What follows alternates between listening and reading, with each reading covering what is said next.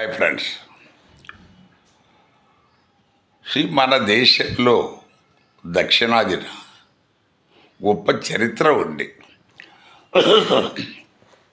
కానీ మన చరిత్ర పుస్తకాల్లో కేవలం ఉత్తరాది చరిత్ర మాత్రమే లిఖించబడింది.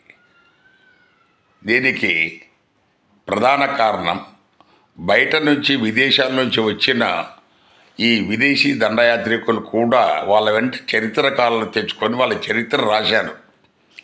కానీ మన దక్షిణాదిన చోళులు, పల్లవులు, పాండ్యులు, దాని తర్వాత చీర రాజ్యం ఉంది, మనకు చాళుక్య రాజ్యం, వీళ్ళంతా చాలామంది మన దక్షిణాదిని పరిపాలించారు. వీళ్ళంతా ఈ క్రీస్తు శకం అంటే ఇప్పుడు కామన్ ఎరా మనకు 13వ శతాబ్దం వరకు వీళ్ళంతా పరిపాలించారు. సో ఆ కాలంలో వీళ్ళ చరిత్ర రాసిన వాడు లేడు.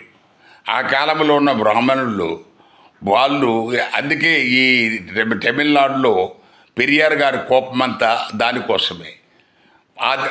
అక్కడ అంత చక్రవర్తులు పరిపాలించిన దక్షిణాదిలో మన చరిత్ర ఎవరు రాయలేదు. అది ప్రధానంగా అదొక కోపం ఆయనకు.